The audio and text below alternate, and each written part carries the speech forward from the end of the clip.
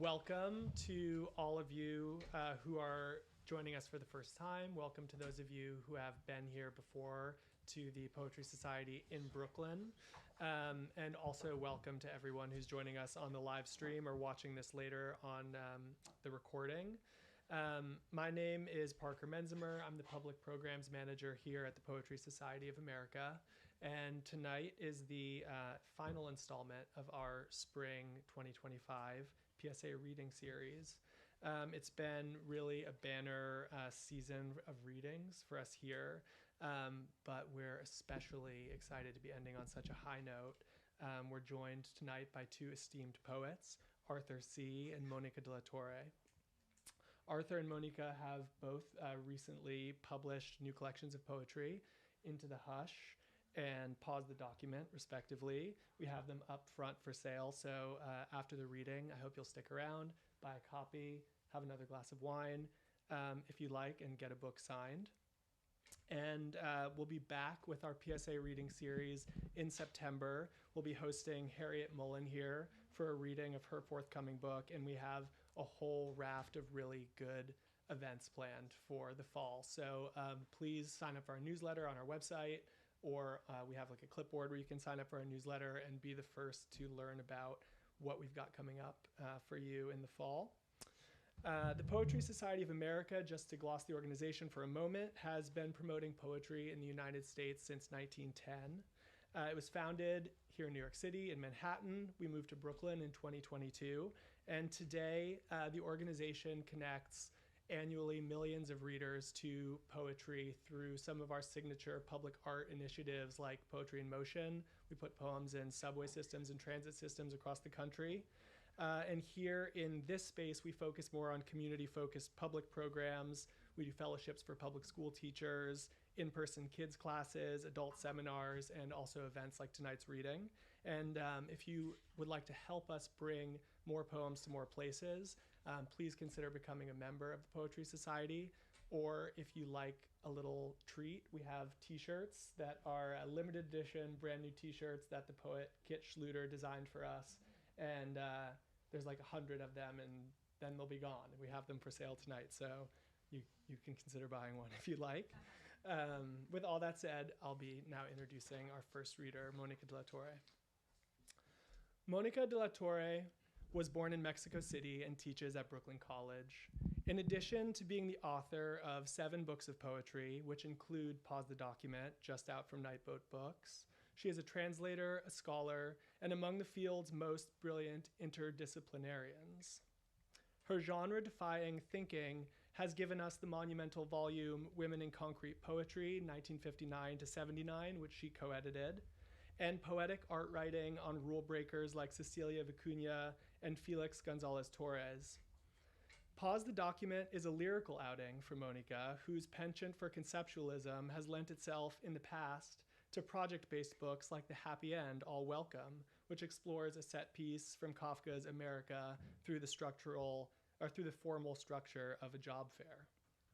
By contrast, her latest book has what the poet Kim Rosenfeld calls a, quote, kaleidoscopic intimacy.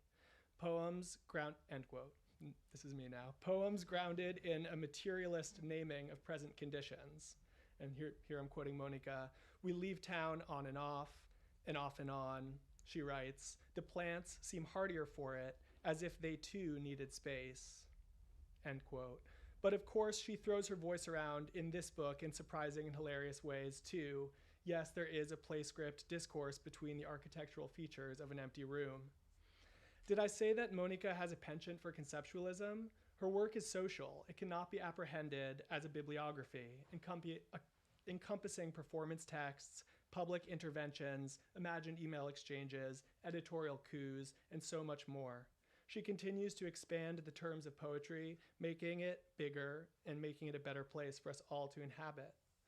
I had the privilege of being Mónica's student at Brooklyn College, where she led class with the wisdom and bravado of a master improviser, always asking of our writing, yes, and. She conferred on me and on my classmates that essential first lesson of poetry, that it is a practice before it is a product. And we're so lucky to have her here this evening to keep teaching us that. Please welcome Mónica de la Torre.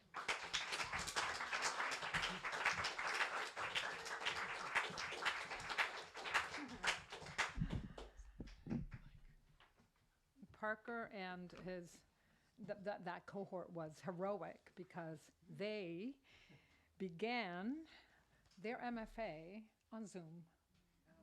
I never knew Parker was so tall. I'm glad I didn't know that.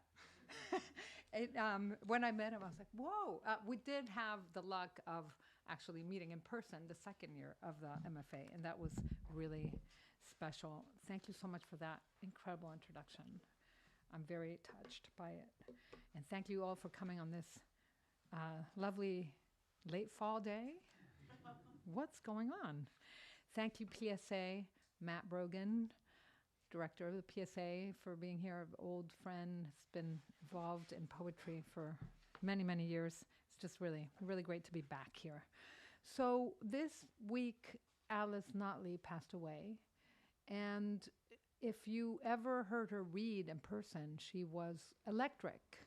She was the most incredible reader. She made you feel that she was writing poems for you. And so I wrote a poem, actually, that's in this book after one of her readings, and this is for her. Priority was handwritten. So I bit my tongue, looked up how to cure mouth sores again in the span of a week, the body trying to tell me something I refused to accept cognitively. Naivete, a word negating what it means, spoken in reference to a third one. Bit myself while chewing a bar of something eaten in lieu of a meal, of the hard and crunchy variety, associated by some with anger. I had wanted to rid myself of the bad taste in my mouth, hearing the voices in your head as sanity's only safeguard. Alice, I felt you were talking to me when reading, but you have never really been in love. And she was saying, yes, once I was. Am I? I fell once, but in Spanish, nunca caí al amor. Cliché, also from the French. I don't really speak. Since my mouth lacks come hither pronouncing lips, the invitation failed to materialize. There is language equality and linguistic equivalence. They are not interchangeable with each other. Absentee was the song playing while I read La cara no es el espejo del alma. La máscara está vacía. Habla sin lengua. Tongueless speech, no one behind the mask. Oh, thank you. Sunstead. So this book was written in, well, I don't need to say that much. You will very soon find out when. I'll read this poem and then we can talk about this. But Sunstead. Amid a few nonplussed party guests to contemplate Emily's astoundingly inventive dresses for survival in adversity, dresses that grow food, float, and provide seating and shelter, self-irrigating dresses, plaid and inflatable dresses with hooks, storage pouches, and foam extensions. 12 days later, hell itself breathes out contagion to this world with an unfathomable 267,000 daily infections nationally. It gets worse. Dense brain can't grasp the radiant clusters, the kinetics of the 15th letter of the alphabet. It's all Greek to me. Going bust, too, another high-end clothing retailer joins the experience economy, rebrands itself as a purveyor of experiences in Copenhagen, sometime down the line when experience can be experienced again. Duckface will have to do for the time being. Some don beaks and floral patterns or animal prints with Mickey Mouse on them, logos, slogans, and even sequined beaks, while others continue to refuse them. It's the longest night of the year. Tin tree ornaments from Sueños Inc. come at Leo's behest when showing him our tree on a live video call. Tortuga, elefante, cocodrilo, tigre, león. At 2, he skips 4 when counting to 5. That I didn't get the turtle and the tiger goes unnoticed. In their stead came a serpent and a bull and a giant red pepper to write in signs that a toddler might understand. Never mind the bull's bullfighting attire. Time is either ripe for undoing, unripe for the doing, or all of the above. It's the longest night of the year. That August. We leave town on and off and off and on. The plants seem hardier for it, as if they too needed space. The compulsoriness of our uninterrupted company sucks the air out of the room, pollutes their habitat, as if they too sense the pulsations of our reluctance. 5 more days pass. In that corner of the sky, Orion is the constellation whose pinholes I point out to Jane. Shadow prances as we walk over to a darker area of the field to catch the shooting stars. The sadness of the turn the poem took takes us by surprise. We find ourselves welling up, verbing. We lose our grip. Once, to love the city, you had to hate it every now and again. Disappointment preordained by expectations of returns. There's intermittent eroticism, the erotics of intermittence, and dead ends. Andy says he's gone for good. Aki and Makiko head back to Japan. Neighbors leave for the suburbs. Even Angela, born and bred in the East Village, wants out. The skyline discontinues itself at night, but sidewalk furniture doesn't go unwanted. We rarely visited the joint down the street, menu board blank, awning still there. At the park, a man goes on in disbelief about a Staten Islander who's not once set foot in Central Park. Across the river, we get stuck in traffic on 42nd. A truck driver keeps his cool, plays a flute between lights. The wax museum's reopened. Minnie takes a breather, mouse mask dangling from neck, face mask over nose and mouth. Another river over, American Dream, a mammoth new complex, remains empty in Jersey.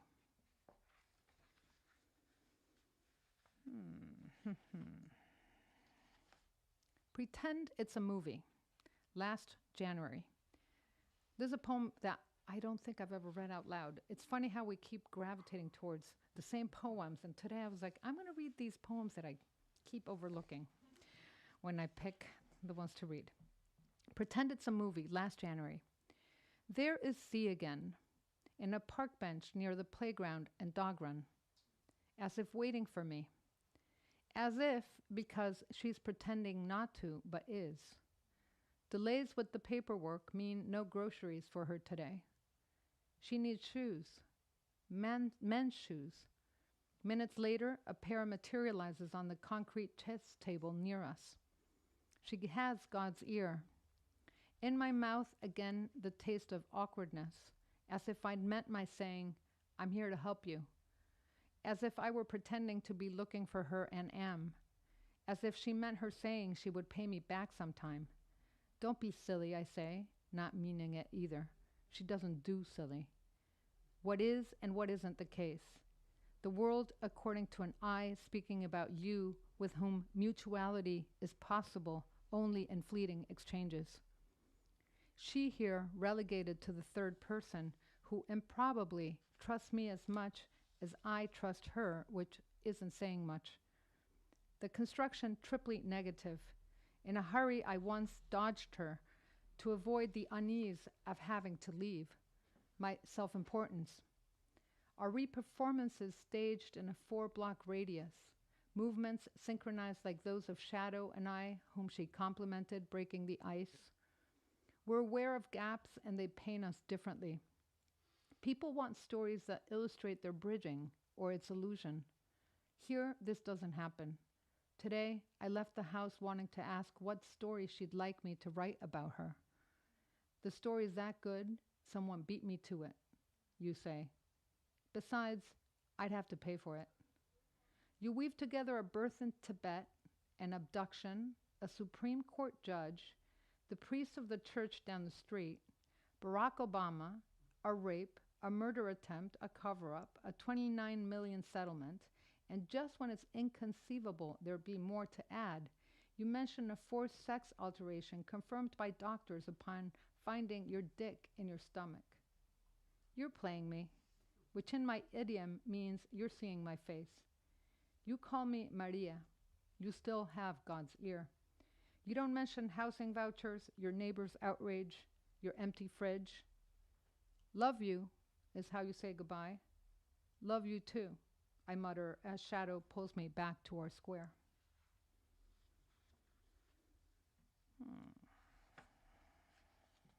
London plane tree. What empty chatter must they overhear in the polluted habitats for which they're naturals? The person on the nearby park bench utters Nicaragua as if she wanted all to hear her crisp Spanish pronunciation. Why do my taxes have to cover someone else's artificial insemination? Why isn't it letting me go back? There's an imbalance in your body. You have to figure it out. Are you looking at your phone too much before you go to bed? I came here to gauge whether Moses's predilection for the London plane tree is justifiable to the casual eye. I concur with him and also Jane. Hardy, tough, lovely dappled shade. Unlike the silence of effigies, the silence of trees refuses to take sides in history's disputes. Trunks and outspread branches caught mid-motion in the process of letting the light in, about to surpass their own reach as you look. Specimens of all ages recently spotted, standing outside my building, shopping bags snagged on a branch, flanking the landmark street on the way to the neighborhood park, enclosing the Theodore Roosevelt Park outside the Museum of Natural History, delimiting Central Park, the United Nations, and Governor's Island's quadrants where they constitute 54% of the island's total leaf cover. No two trees are exactly similar as I write this. Exfoliating cream, olive, light brown bark blending with limestone and brownstone and sandstone and brick and turning streets into mirages, into cinema. Noble habit. Leaves pointing every which way, bending the light, giving it volume, suffusing the frame with a choreographic spontaneity and splendor that makes up for the severity of the grid. Camo hiding its mechanisms.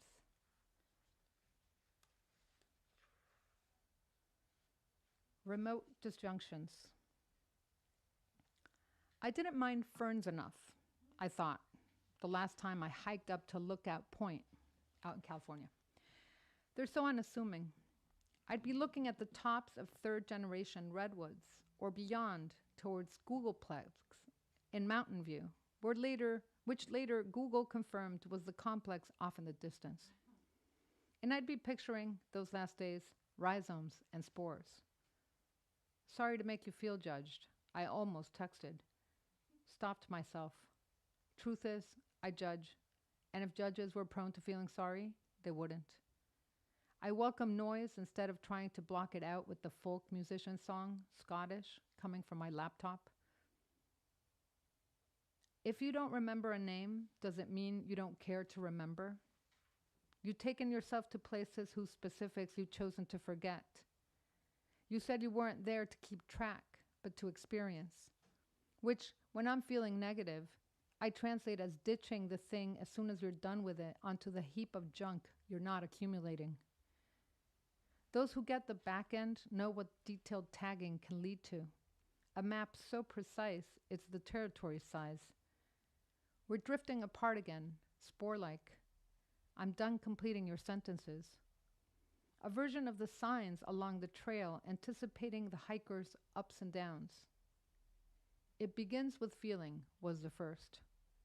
Spotted at the same time I noticed the pet waste bags someone had left behind.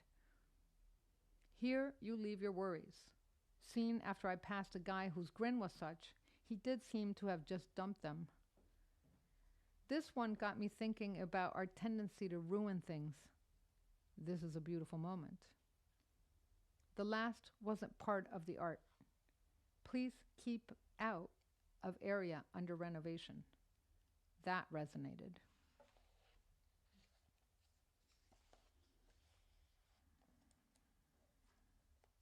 So I have a series of prose poems in a longer sequence called Dream, Caravan, Dream, and I'll read a few of them. 2 editions of a non-existent book, a probable book in which New York School poets discuss the composition of their works.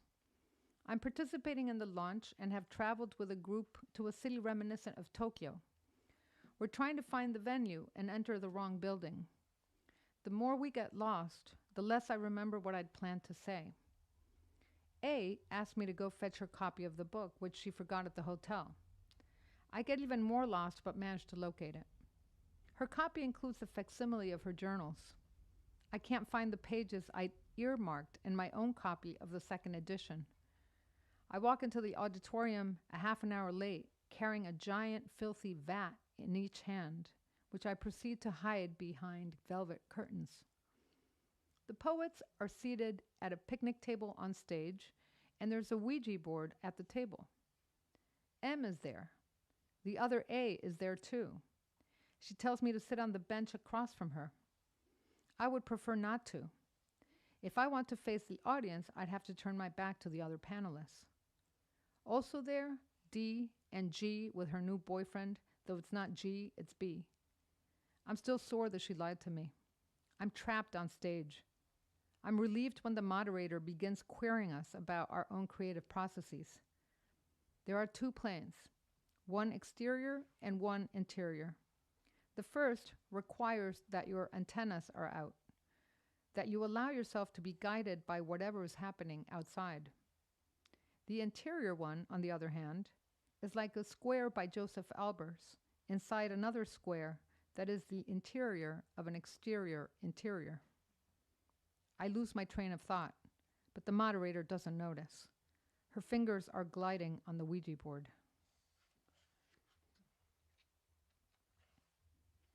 My void is called my sister, said the voice I didn't have. Morning thoughts with the consistency of music, a sustained undoneness, confession distorted as in translation, ions, eons, and other easily confused words. Reduplication or the erotics of indeterminateness, rendered as a series of folds. In a single sentence, such as synapses are plastic. Me pierdo en el tiempo. A day's 3rd devoted to the shedding of dead cells. Analysis, all memory. Other instances include, the more a patch of grass is trampled, the cleaner the path becomes. A memory of walking is being created. Also, wingding, flim-flam, back-to-back. When asked what transpired, she heard herself blurt out, "I'm not a revenant."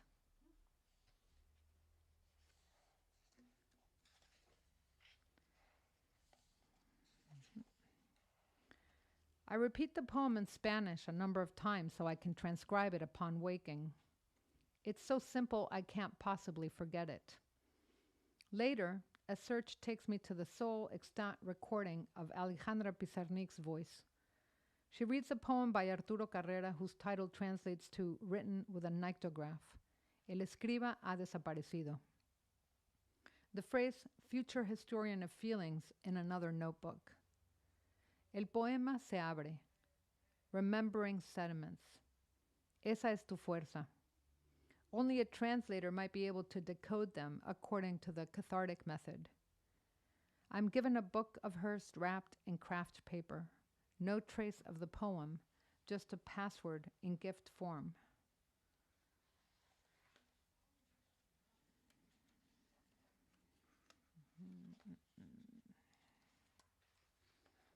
I'm going to end with another poem that's not a dream, although it could be. Distance calculator. 1. Take the width of a border between 2 spaces and split it by as many places the border divides. Repeat as many times as necessary to arrive at 0. 2. Eyeball how many clouds there could be in the sky at any given moment, then count them. Compare the number of clouds you thought you were seeing with the number of clouds you were able to count. Multiply the difference by the time you spent looking upward. The resulting number equals a unit of distance in clouds. 3. For an estimate of the distance between a point within any of the nations on the planet still using the imperial system and any other point outside, multiply the numerical difference between inches and centimeters by that between feet and meters by that between miles and kilometers.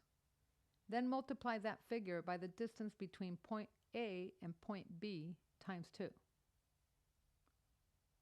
4.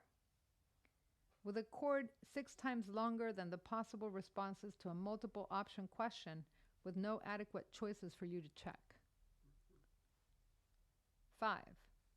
Gauge the temporal and spatial intervals between being at the right place at the right time and being at the wrong place at the wrong time. Quantify in units of gratitude or regret, depending on the situation. Thank you.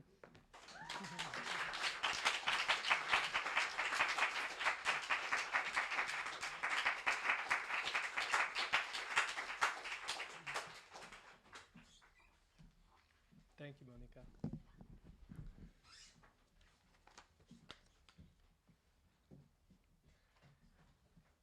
It's an honor to welcome Arthur Sze here this evening, who received the Poetry Society's Shelley Memorial Award in 2021, and whose 12 books have indelibly marked the landscape of poetry. I said American poetry here, but I'm just going to say marked the landscape of poetry over the last half century. He has received countless honors, including the National Book Award for his 2019 collection Sightlines and the Ruth Lilly Poetry Prize from our colleagues at the Poetry Foundation. The Times Book Review has said that Se's poetry is, quote, fascinated by how the accumulation and juxtaposition of disparate, keenly observed things can get us from here to there. And it's true that Se's poems can feel like delicate tangles whose meditative nodding calls attention to passages and disjuncture.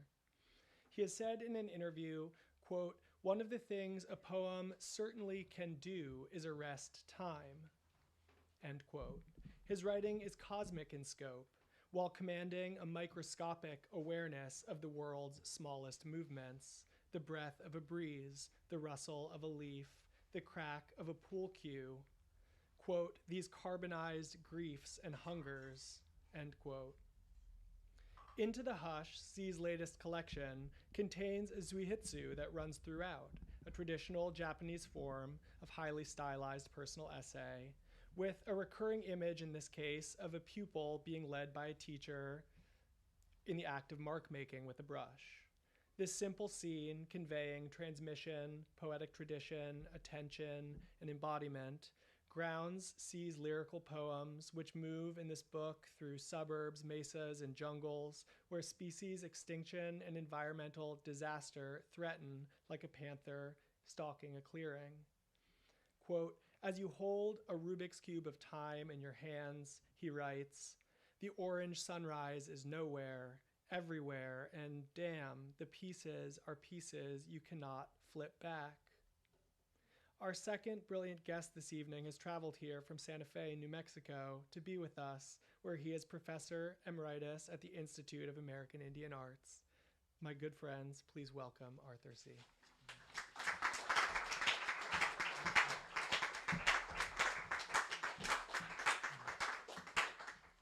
Thank you for such a beautiful introduction. I want to thank Parker, Brett, and Matt, and the Poetry Society of America for inviting me to read this evening, and what a pleasure to be reading with Mónica. Thank you all for being here. I'm going to read poems from my new book, Into the Hush. Anvil. When a black butterfly flits past, when you glimpse the outlines of apple trees, when you smell the sprig of sunrise and walk up to the ditch, when bearing Aleut, Juma, Tuscarora join the list of vanished languages, when you turn a spigot and irrigate blossoming pear trees, when the time of your life is a time of earthquakes, when a woman hit by a car while crossing the street recovers, then slides into pain, when a matsutake emerges out of the rubble of Hiroshima, when a bartender blows smoke rings and slips through hoops into his past, when foragers slice ruchulas, amanitas, clitosobes, and pursue red-capped boletes, when water slips through roots, rises through a trunk, streams into leaves, when in our bodies we sway and flood, when you bloody your hands, when the mind like this earth is struck and tilts its axis, when under summer stars you have built a cabin in the wilderness, when you gaze at Aldebaran and sense a first frost on the grass, when in our bodies we ride the waves of our earth, here is the anvil on which to hammer your days.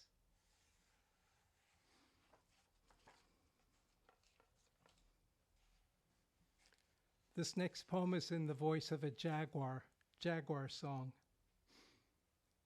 Just after you sign and envision building homes on this tract, you smell me in the dark. Know that I move through this terrain at night, though you only think of building and selling.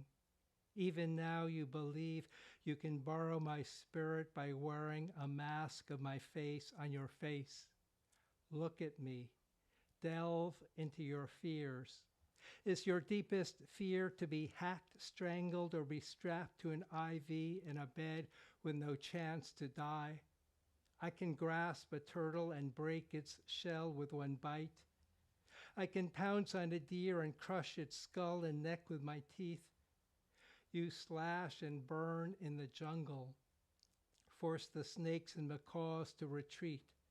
You even burn your own species alive. Look into my eyes. I am your mirror and transformer. If you destroy my species, I will shapeshift and hunt you in your dreams. The fingerprints of your hands resemble the black rosettes on my skin, and you will not escape. You will never comprehend the twin nights in my eyes. Remember, as a child, you came up the steps from the basement and, flicking off the light at the top of the stairs, feared a hand about to grasp your shoulder from behind. That fear is alive.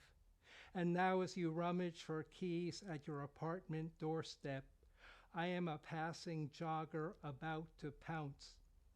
I am the creature who smells your darkest thoughts. And as you turn the key in the lock day or night, out of the darkness I spring.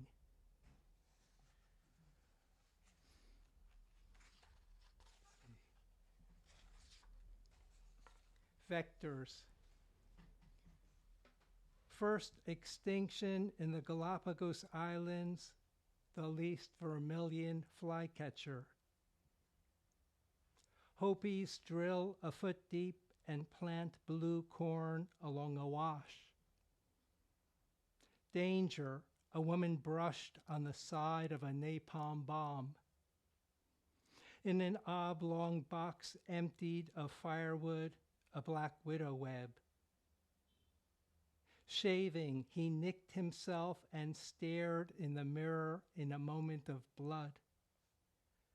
Out of a saddlebag, a teen pulls a severed goat's head. Before signing his name, he recalls hotel rooms were once used as torture chambers. In Thessaloniki, the beach attendant made a gun of his hand and fired at him. Prisoners cackled when the inmate on stage said, "Is it not time for my painkiller?" Weighing mushrooms, the Tibetan cashier grins. You suffer from suspicion. I suffer from kindness. A mercenary turned car mechanic spilled a pile of Krugerrands onto the table. Looking up from a tusk under the lamp, the carver smiled. It's butter in my hands.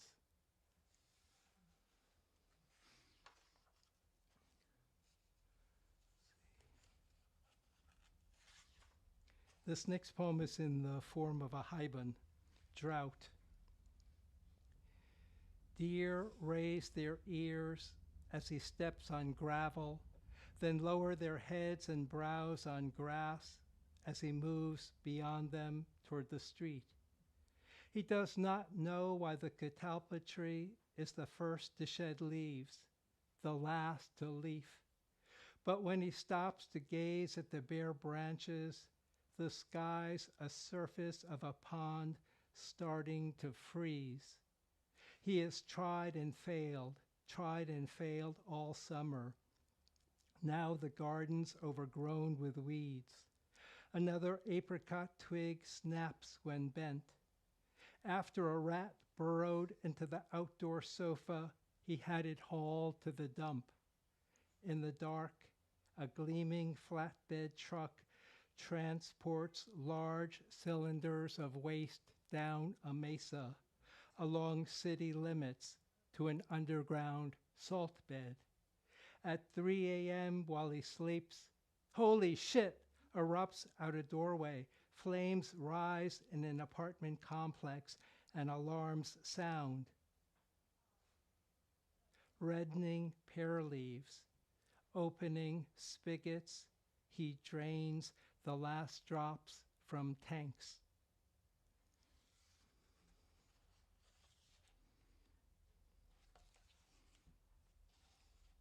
Eraser Song. Cowchuck, I was named in the Amazon and renamed rubber when a chemist rubbed me against scratchings from a lead pencil. Today I am composed of volcanic ash held in a vulcanized matrix where my polymers lift the black letters of your graphite off a page. When you rub and rub me against black lines, you don't recognize I work more by chemical contact than by force. When you look at ice crystals glinting in the sun, you see white roses dropping white petals onto white paper. And as a prism bends sunlight into a spectrum of colors, joy widens into a delta of joys. You don't notice all the letters of all the words you discard ravel off me. They sting just as your eyes sting when you gaze into fresh sunlit snow. When you look at the and find I've listed all the vowels, loss quickens the world. When a cloud passes across the sun and the sun reappears, you register how vanished lines and lines on a page form a palimpsest. When you coalesce your words to reclaim, the quick brown fox jumped over the lazy dog, you recognize we need each other, and while my gift is that all the letters of all the words you discard smudge off me, your secret is that all those letters amass like a glowing white pyramid of Giza in the night desert behind your eyes.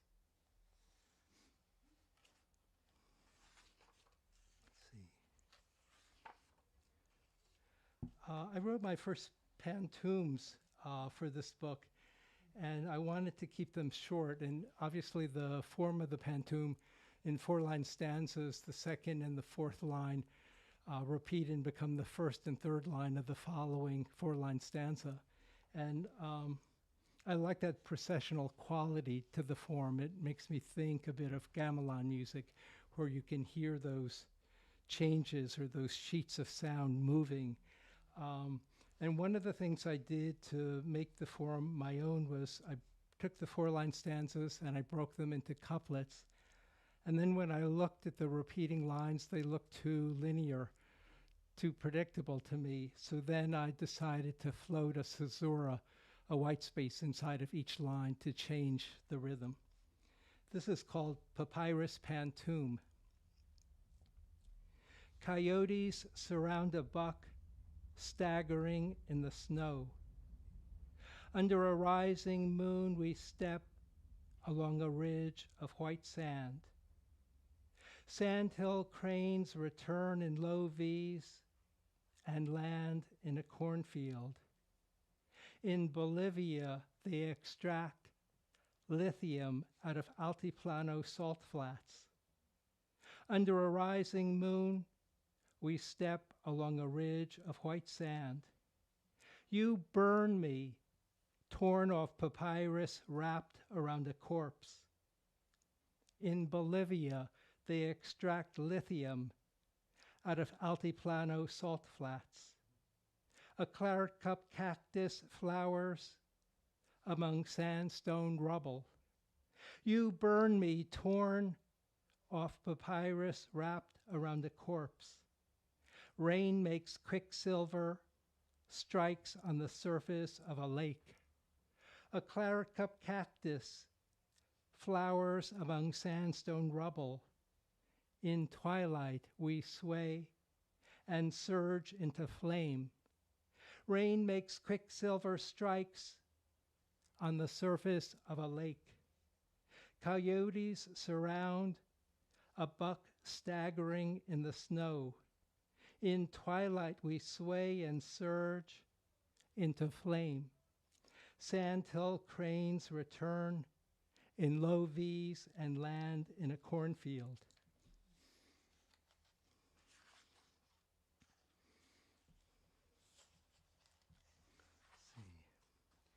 In 2017, a new hummingbird was discovered in the Andean highlands, and it's called the blue-throated hill star. This poem is called Leafless. Sunlight strikes the leafless aspen branches, strikes the white picket fence, and as I look at highlighted edges, my eyes sting. Tufted grass stalks sway in the flooding rays, and in the poinsettia of this hour, I need some darkness to bloom. In this space, a snow leopard leaps among rocks. The rosettes of its fur a moving landscape. Its hunger scents the air. As I exhale, a blue-throated hill star sips from a chucaragua flower. A fly agaric pushes out of soil. A raccoon scampers backward down an elm. We are always running from and lunging to. When we stop, the eagle feather of this pause blesses. Before a light of the shortest day lifts to the hills, it runs across my line of sight in widening gold. And I'm going to close with the title sequence to the book, Into the Hush. It's in 6 sections. Into the Hush. A magpie feather gleams in the grass. Today, you are not having open heart surgery, nor are you strapped to a hospital bed inhaling oxygen. You do not mix cement and sand in a wheelbarrow, nor did you sleep the night in a field off an interstate highway. This morning you live in a sparrow's warble, in pale green leaves trembling in sunshine. You catch the curling wave of the day where peas flower on a trellis, where apricot blossoms tinge the tips of a 100-year-old tree. Weeding in the garden, you get stronger as you dig. You become well, island, field. Out of nowhere, a rough-legged hawk glides downward with outstretched wings. Aspen leaves flutter without wind.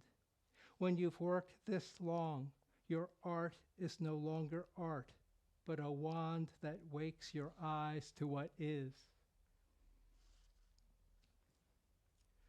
Purple irises about to unfurl.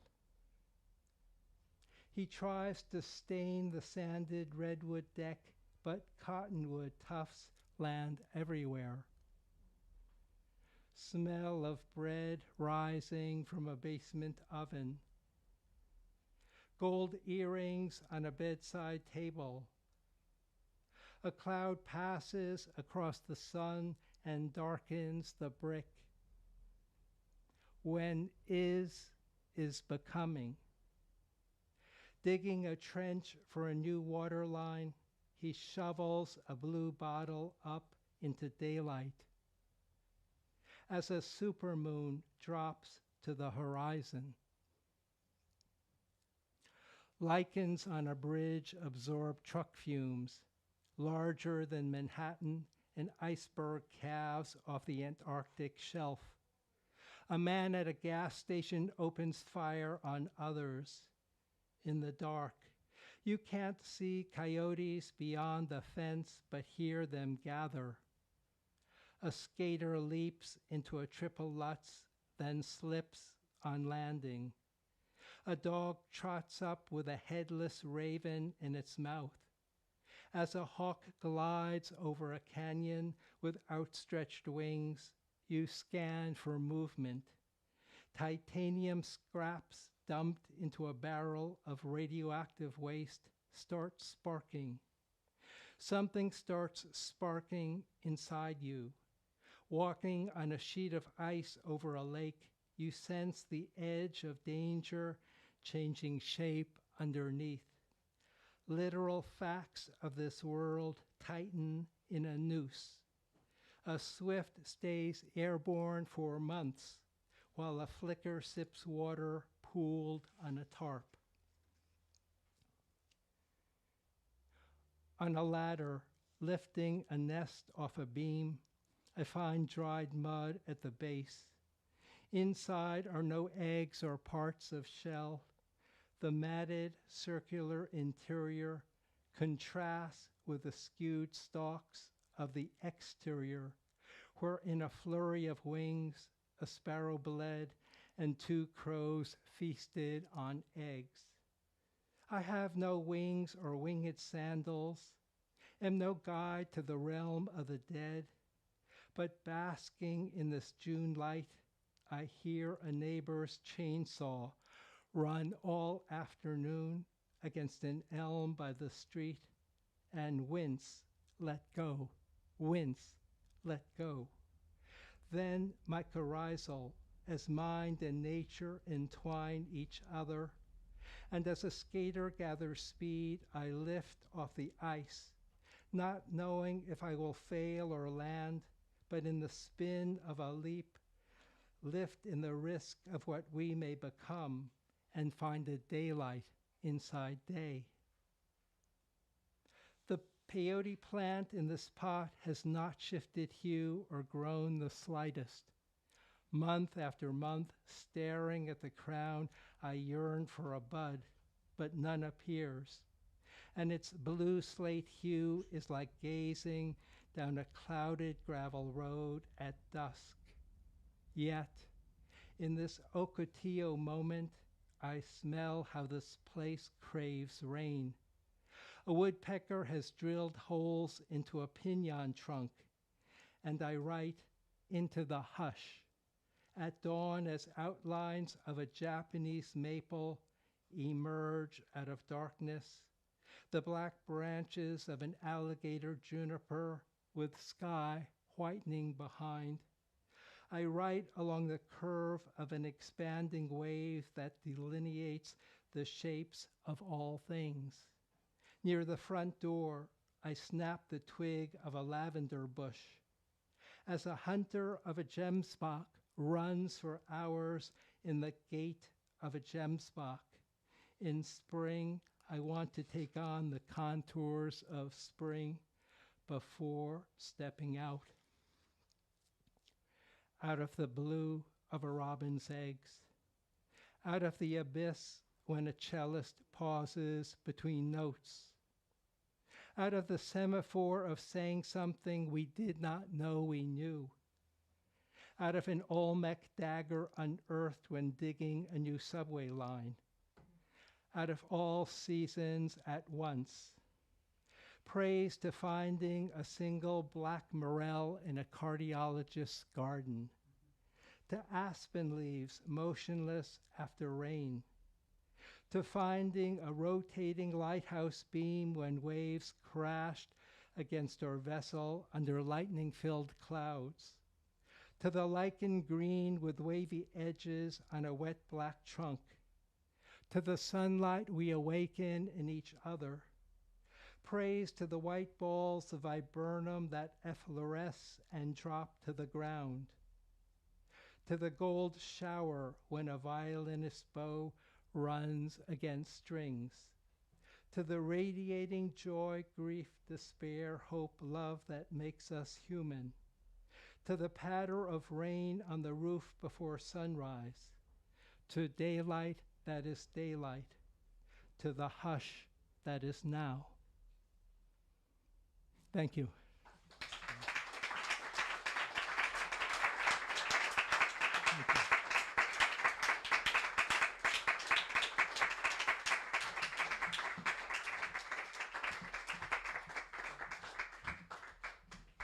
Thank you so much, Arthur. May we have a round of applause for both of our readers. Thank you so much. Thank you so much.